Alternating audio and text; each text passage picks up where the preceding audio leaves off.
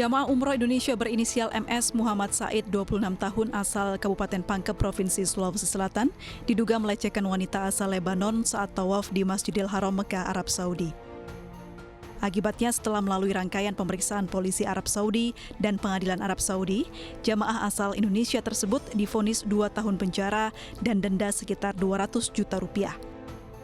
Kepala Bidang Penyelenggaraan Haji dan Umroh Kantor Wilayah Kementerian Agama Sulawesi Selatan dikonfirmasi membenarkan kabar tersebut. Pihaknya mengaku telah melaporkan kejadian ini kepada Kementerian Agama Republik Indonesia.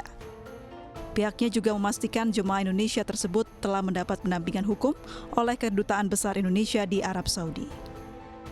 Ada jamaah yang namanya Muhammad Said melakukan pelecehan seksual di depan Ka'bah. Ini kami sudah konfirmasi dengan KJRI sana dan memang ada nama Muhammad Said dari Pangkep sudah proses ditahan oleh pemerintah Saudi 2 tahun dan denda sekitar 5.000 rial. Diketahui MS berangkat umroh pada 3 November 2022 lalu melalui travel umroh asal Kabupaten Maros PT Madinah Bulaeng. Namun saat tiba di Arab Saudi, proses tawaf di Masjidil Haram, jemaah Indonesia tersebut dilaporkan wanita jemaah asal Lebanon telah melakukan pelecehan seksual dengan memegang payudara korban. Kejadian tersebut terekam CCTV Masjidil Haram Mekah. Dari Makassar, Leo Muhammad Nur, iNews melaporkan.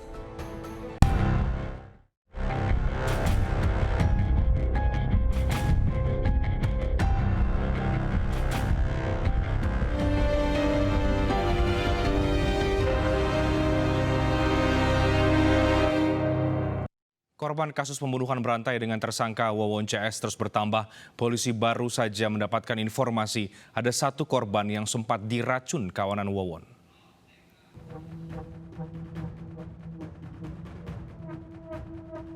Kasus pembunuhan berantai yang memakan korban 9 orang masih terus diselidiki. Dari hasil penyelidikan sementara, ada laporan korban keracunan akibat ulah kawanan tersebut. Meski sempat keracunan, korban yang bernama Ujang selamat dan sempat dirawat di rumah sakit. Dan kemudian saat ini ada masuk informasi yang mengadu kepada tim dari Direktorat Penyidik Reserse Kriminal Umum Polda Metro Jaya atas nama Ujang Jainal. Ini menginformasikan dirinya mendapati suatu media yang sama untuk meracunnya, yaitu dengan menggunakan kopi. Nah, kemudian untuk keterangan ini belum bisa disampaikan juga secara teknis oleh kami, namun berdasarkan keterangan pelaku hanya sifatnya menyampaikan untuk membuang kesialan. Namun ini juga masih kita dalami. Yang paling utama adalah misi dari pengungkapan ini kan secara kemanusiaan, kekejian ini harus dihentikan partner in crime ini, karena kalau tidak juga kejadian korban-korban ini akan juga semakin bertambah. Sementara itu rencananya besok makam korban pertama yaitu mantan TKW bernama Siti akan dibongkar. Polisi rencananya akan melakukan otopsi ulang atas kematian Siti. Tersangka Wawon diketahui beristri 6, namun 4 diantaranya tewas di tangannya sendiri. Selain membunuh 4 istrinya, Wawon juga tega membunuh 2 anaknya sendiri. Tim Liputan iNews melaporkan. Polisi terus menyelidiki kasus pembunuhan berantai yang terjadi di Cianjur dan Bekasi, Jawa Barat dengan tersangka Wawon CS. Polisi menduga ada motif pembunuhan selain ekonomi karena anak dan keluarga menjadi korban pembunuhan.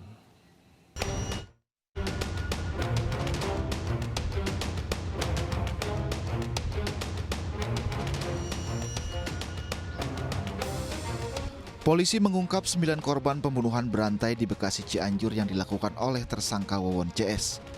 Menurut polisi, 6 dari korban pembunuhan tersebut masih keluarga tersangka, sementara 2 lainnya adalah mantan TKW. Korban pertama adalah mantan TKW bernama Siti, yang didorong ke laut oleh Noneng yang merupakan mertua Wawon. Jasad korban dimakamkan di Garut. Korban kedua adalah Farida, ia dibunuh oleh tersangka Wawon dan dikubur di dekat rumah tersangka di Cianjur. Korban ketiga adalah Noneng, ia dibunuh oleh Duloh setelah diantarkan oleh Wawon.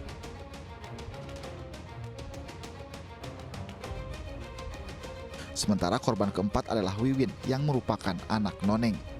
Kedua korban dibunuh dalam hari dan dikubur di lubang yang sama.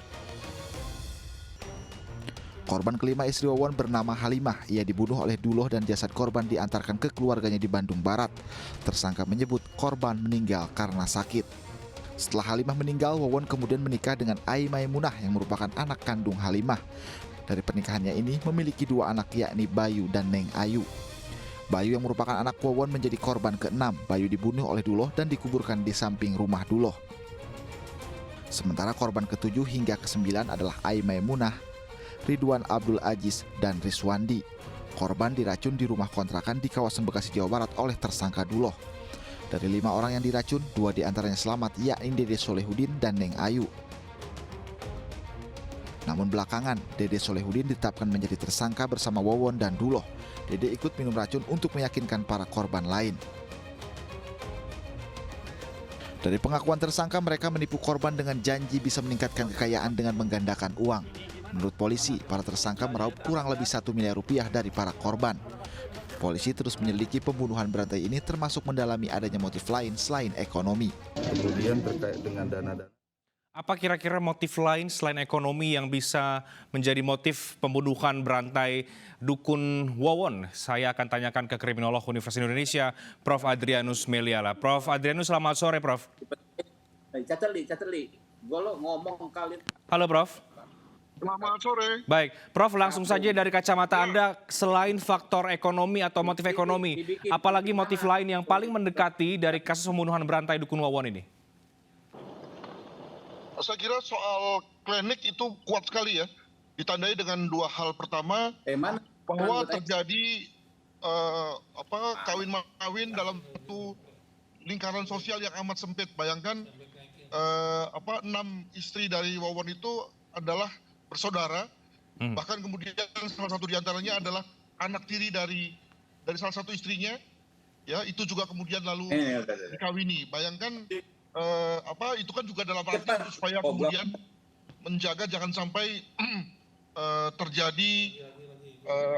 terjadi informasi yang keluar tentang kekuatan perdukunan dari Wawon tersebut. Yang kedua adalah terkait dengan meninggalnya anak ya dari Wawon yang tampaknya juga karena anak itu dianggap sebagai harta paling berharga begitu. Maka kemudian dalam rangka tumbal tersebut, itulah yang kemudian dijadikan sebagai tumbal. Demikian.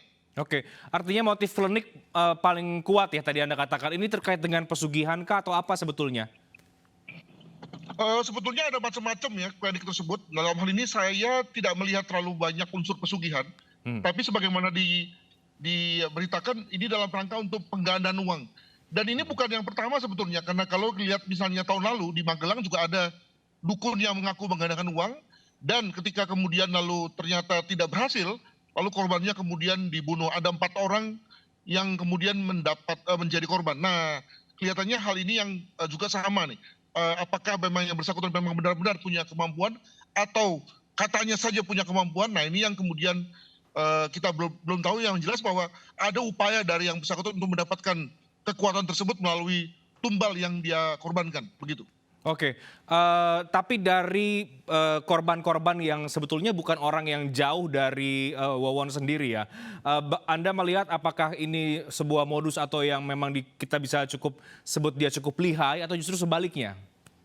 Saya kira tidak ya, karena kelihatannya dari korban yang dia ambil uangnya itu kan berasal dari lingkungan domestiknya. Orang-orang yang dia kenal, orang-orang yang berasal dari komunitasnya.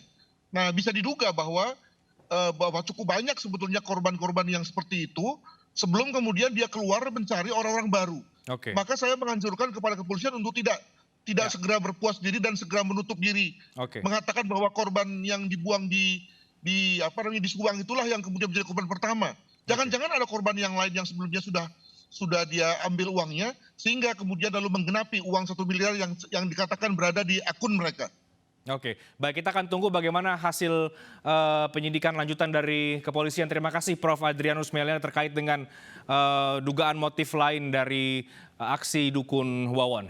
Dan pemirsa, usai jeda kami akan segera kembali dengan informasi Partai Gerindra dan juga PKB mendirikan sekber simbol solidaritas koalisi. Benarkah Prabowo Muhaimin akan maju sebagai capres dan juga cawapres? Informasinya sesaat lagi.